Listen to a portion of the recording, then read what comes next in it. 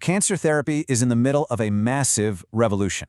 We're starting to move away from the old brute force approach and towards something, well, something way more elegant. Something with the precision of a guided missile.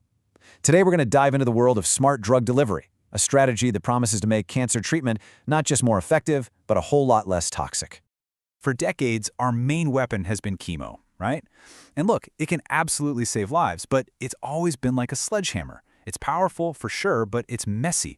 It smashes healthy cells right alongside the cancerous ones, and that's where all those awful side effects come from. But what if? What if we could trade that sledgehammer for a scalpel? A microscopic, intelligent scalpel that's smart enough to hunt down and destroy only the tumor cells, leaving everything else perfectly fine. And that's the core promise of smart drug delivery. So here's how we're going to break it all down. First, we'll really dig into why traditional chemo is such a blunt instrument. Then, we'll introduce this idea of a smart delivery service for the body. We'll look at how these tiny systems find their target, what tells them to release their payload, and, this is the really cool part, all the amazing little vehicles scientists are building. And finally, we'll get real about the journey from the lab to the clinic. Okay, so let's start with that sledgehammer. Because if you really want to appreciate how brilliant these new solutions are, you first have to understand the specific problems they're designed to solve. The problem really boils down to four key things. First, poor specificity. The drug just goes everywhere. And that leads directly to the second point, high toxicity. It poisons healthy tissues. Now, because that drug is spread so thin across your whole body, you often don't get enough of it right where it counts, at the tumor site. And here's the real kicker. This can actually give cancer cells a chance to adapt and learn how to fight back, leading to something called acquired multidrug resistance, or MDR, which is one of the absolute biggest hurdles in treating cancer today. So how do we fix all that? Well, the answer is to stop carpet bombing the whole body with poison and start thinking more like a high-tech delivery company. We need a GPS-guided package delivery service, but on a microscopic scale. Okay, so this is the textbook definition, but let's unpack it because every word here is super important. These aren't just drugs, they're systems. They're microscopic vehicles engineered to carry a payload, navigate the crazy complex terrain of the human body, and then, this is the key, unload their cargo only at the right address. And what's the result? Well, you boost the good effects and you slash the bad ones. Honestly, this is the best way to picture it as we go through the rest of this. Just keep this image in your head. We've got a package, which is the drug. We have a delivery vehicle, like a nanoparticle. And we have one very, very specific address, the tumor. The whole game is just making sure that package gets to the right house and only opens when it's on the doorstep. All right, so that brings us to the million-dollar question, navigation. How in the world do these microscopic packages know where to go?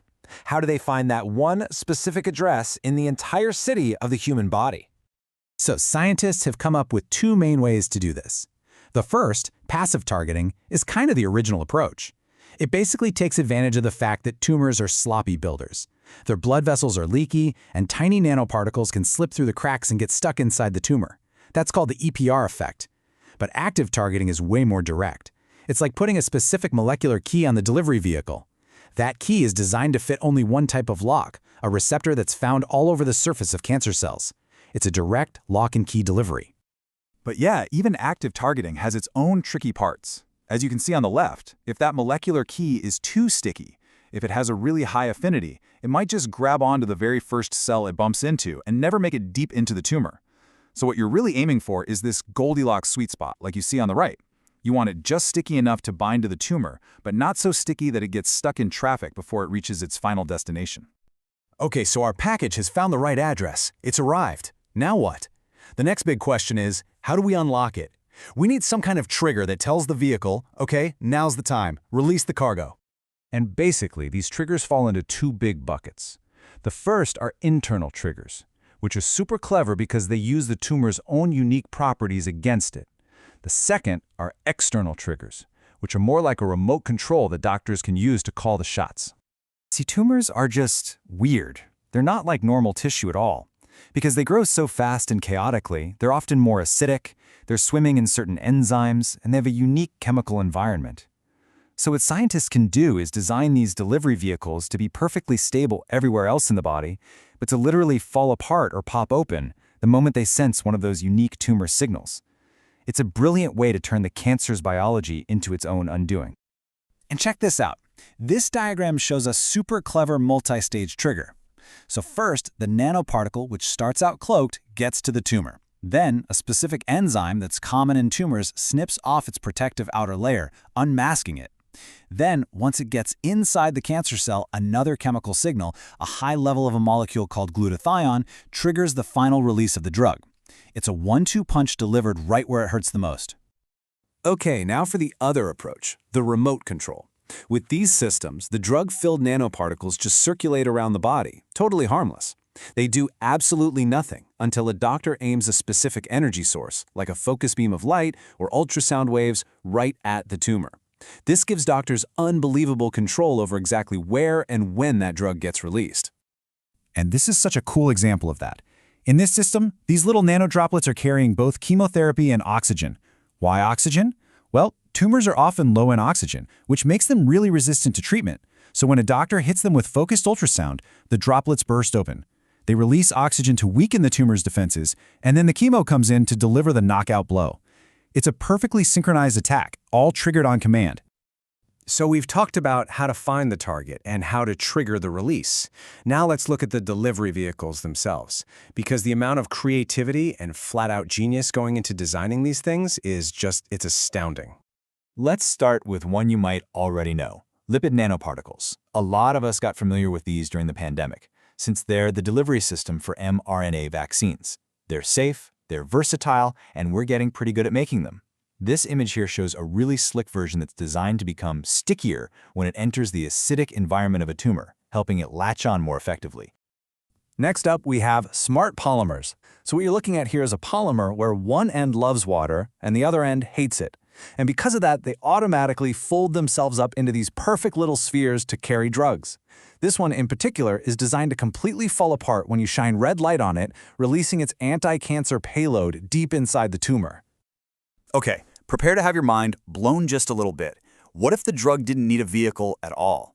In this totally new approach, scientists are actually modifying the drug molecules themselves, so they build their own nanoparticle. The drug is the vehicle.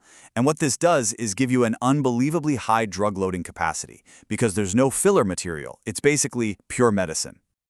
And this idea gets taken even further with these bio-inspired peptides. Seriously, think of it like building with Legos.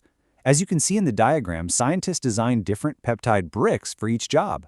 One for targeting, another one that responds to a trigger, a third that tells them all how to assemble.